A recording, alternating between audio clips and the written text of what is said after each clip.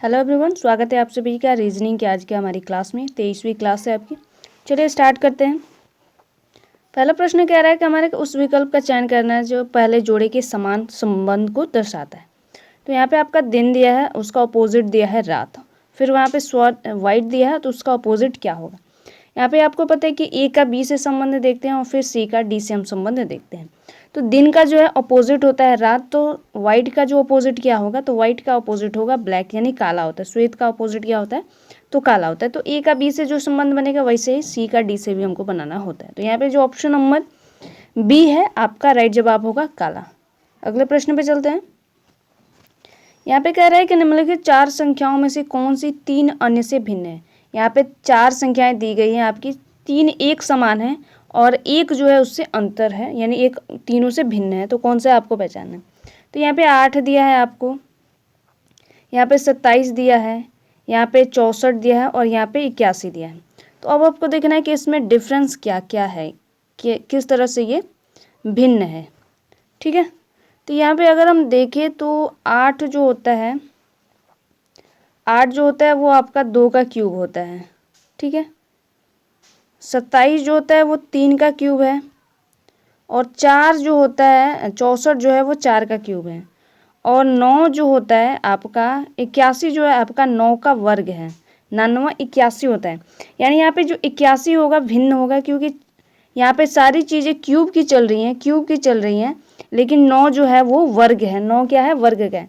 जब आप 9 का वर्ग करिएगा, 9 का वर्ग करिएगा तो 81 आएगा। ठीक है, लेकिन 4 का जब आप क्यूब करते हैं तो ये होता है 64। 3 का क्यूब करेंगे तो 27 होगा और 2 का क्यूब करते हैं 2 दूना 4 दूना 8, यानी 2 का 3 बार आप 2 2 2 करके ऐसे गुना करते हैं। क्यूब का मतलब है एक ही संख्या 3 बार मल्टीप्लाई होती है, तो वो होगा। ठीक है, तो यहाँ पे जो 81 है इन तीनों से भिन्न है, क्योंकि 81 जो है आपका वर्ग है न कि क्यूब है। यहाँ पे जो आपका दिया है 8 27 और 64 जो दिया है वो तीनों क्या है, क्यूब हैं। ठीक है, क्यूब है और 81 जो है आपका वर्ग है। तो इसलिए जो ऑप्शन 81 हो गया, यानी डी होगा यहाँ पे आपका राइट जवाब होगा। अगला प्रश्न कह रहा है कि अक्षर समूह में अगला पद देखना है हमको, कौन सा है कि अगला पद इसका क्या है। तो डब्ल्यू दिया है, टी दिया है, क्यू दिया है, एन दिया है, के दिया है। तो उसके बाद पूछ रहा है कि अगला पद क्या आएगा।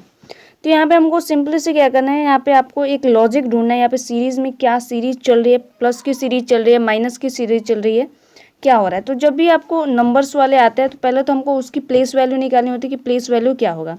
तो जो डब्ल्यू की प्लेस वैल्यू होती है आपको पता है 23 होती है, टी की प्लेस वैल्यू 20 होती है। आई होप आपको अब तक तो याद ही हो गया होगा। क्यू की जो प्लेस वैल्यू होती है वो 17 होती है, एन की जो प्लेस वैल्यू है वो 14 है और के की जो प्लेस वैल्यू होती है वो 11 होती है। तो अगर यहाँ पे देखें तो 17 में से यानी 3 माइनस इसमें हुआ तो 20 आया, 20 में से 3 माइनस हुआ तो 17 आया। ठीक है, यहाँ पे माइनस हो रहा है, सॉरी माइनस हो रहा है, और 17 में से 3 गया तो 14 आया और 14 में से 3 गया तो आपका 11 आया। सॉरी, यहाँ पे माइनस का 3 हो रहा है, यानी माइनस का 3 का कंसेप्ट चल रहा है। तो की जो होता है आपका 11 नंबर पे आता है और 3 घटाइएगा तो 8 आएगा और 8 पे आपकी कौन सी संख्या आती है, तो एच आती है। तो इसका जो ऑप्शन नंबर बी होगा यहाँ पे राइट जवाब होगा। के बाद जो अगला पद होगा वो एच होगा, क्योंकि 11 की जो पोजीशन, के की जो पोजीशन होती है, के जो होता है 11 नंबर पे आते हैं और -3 का कंसेप्ट चल रहा है। तो जब 11 में से आप 3 घटाइएगा तो 8 आएगा और 8 पे कौन सी संख्या मिलती है आपकी, कौन सा वर्ड मिलता है, तो एच मिलता है। ठीक है, आई जो होता है आपका 9 पे आता है, जी जो होता है 7 पे आता है और एफ जो होता है 6 पे आता है। तो आई होप ये आपको याद हो गया होगा। तो अगर याद है तो आप इस तरह से इसको ईजिली कर लेंगे कि कैसे इसको निकाला गया है। ठीक है, अगले प्रश्न में चलते हैं। कह रहा है कि निम्नलिखित सादृश्य को पूरा कीजिए, इसको पूरा करना है। अब कॉन्सेप्ट क्या है, इसमें ए का बी से हमको संबंध देखना होता है और सी का डी से देखना है।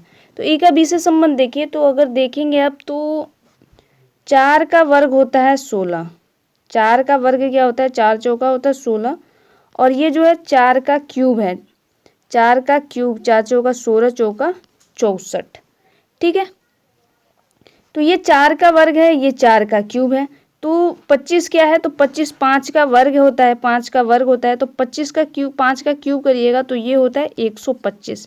5 का क्यूब क्या होता है, 125 होता है। तो क्यूब भी मैंने बोला था कि आप कम से कम 10 तक के क्यूब तो जरूर ही याद कर लीजिएगा, और 1 से लेकर कम से कम 25 तक या 20 तक के आपको वर्ग भी याद होने चाहिए, तभी इस तरह के जो क्वेश्चंस होते हैं, क्योंकि एग्जाम्स में ये जो होता है ना, एग्जामिनर का फेवरेट क्वेश्चन होता है, क्योंकि इस तरह के क्वेश्चंस क्या होते हैं कि बहुत ज़्यादा सभी एग्जाम्स में पूछे जाते हैं। तो अगर इन सारे टॉपिक्स पे आप थोड़ा सा वर्क कर लेंगे तो बेटर होगा कि आपका जो एग्ज़ाम है वो जो रीजनिंग में जितने भी क्वेश्चंस आएंगे वो इस तरह के आपके सॉल्व हो जाएंगे easily with in a time. ठीक है, तो कैसे हुआ आपने देख लिया कि ये जो है 4 का वर्ग है कह रहा है, और अगला जो है क्यूब है, जो संख्या अगली है 4 का वर्ग है 16, 5 का 4 का क्यूब है 64, तो 5 का वर्ग होगा 25 और 5 का क्यूब होगा 125। तो यहाँ पे जो संख्या होगी ऑप्शन नंबर बी इसका राइट जवाब होगा। ठीक है, अगले प्रश्न पे चलते हैं। यहाँ पे दिशा वाला प्रश्न है, आपको पता है कि जो अभी हमने दिशा वाले क्वेश्चंस किए हुए हैं, तो सबसे पहले हम उसी डायरेक्शन पे चलते हैं, यानी उत्तर लिखते हैं, पूरब लिख लेते हैं, दक्षिण लिख लेते हैं और पश्चिम लिख लेते हैं। ठीक है, अब हम क्या क्या कह रहे हैं कि पूरब की दिशा में कह रहा है कि 10 मीटर चलना है, तो पूरब यहाँ पे पूरब की दिशा में 10 मीटर चला देते हैं इसको। फिर कह रहा है कि यहाँ से दाएं मुड़ता है, तो आपको पता है कि दाएं मुड़ेगा तो इधर जाएगा और बाएं मुड़ेगा तो इधर जाएगा। तो कह रहा है कि दाएं मुड़कर 5 मीटर चलता है, तो दाएं मुड़ रहा है तो यहाँ पे दक्षिण के नीचे 5 मीटर लिख देंगे। फिर कह रहा है कि फिर वहाँ से वह दाएं मुड़ता है और 10 मीटर चलता है, फिर यहाँ से दाएं मुड़ता है और 10 किलोमीटर चलता है। अब वो अपने प्रारंभिक बिंदु से किस दूरी पे है, अब ये हमको बताना है। तो आपको पता है कि जैसे मैंने आपको बताया था कि जब अपोजिट की वैल्यू समान होती हैं, जैसे दक्षिण का अपोजिट उत्तर होता है या उत्तर का अपोजिट दक्षिण होता है और पूरब का पश्चिम होता है, तो जब अपोजिट वैल्यू समान होती है तो कट जाती हैं, और अपोजिट वैल्यू अगर समान नहीं होती हैं तो क्या होगी, घट जाएंगी। ठीक है, यहाँ पे जैसे मान लीजिए अगर 20 होता और यहाँ पे 10 होता, तो 20 में से हम 10 घटाते और यहाँ पे 10 लिखते। ठीक है, लेकिन यहाँ पे 10 दिया है और यहाँ पे भी 10 दिया है, तो ये क्या होंगे, कट जाएंगे।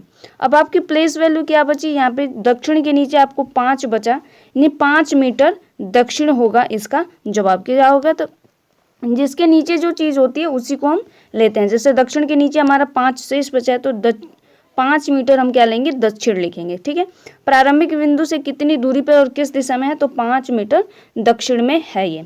ठीक है, तो ये कुछ टाइप के आपके क्वेश्चंस थे आज थोड़े से प्रश्न कम है। हालांकि आपके जो क्वेश्चंस हैं जो रीजनिंग क्या है वो 1 या 2 टाइप और बचा है। ठीक है, उसको भी हम कर लेंगे, हालांकि बहुत सारे टाइप से, लेकिन आपके एग्जाम के लिए जो इम्पोर्टेंट है मैं बस उसी को ले रही हूँ। ठीक है, तो 1 और 2 टाइप है, मुझे लगता है कि वहाँ से जो आपका सिलेबस दिया हो उसके अकॉर्डिंग वहाँ से भी प्रश्न बन सकते हैं। तो मैं 1 से 2 वीडियोज़ में उसको करा दूँगी, उसके बाद हम मैथमेटिकल रीजनिंग पे चलेंगे। ठीक है, जो हमारे ये रीजनिंग जो है सिलोजिज्म का जो एनालॉजी का रीजनिंग है वो ख़त्म हो जाएगा, उसके बाद मैथमेटिकल का रीजनिंग हम कल या परसों की, कल ही नहीं परसों या 2 या 3 क्लासेस के बाद हम मैथमेटिकल रीजनिंग की क्लास को करेंगे।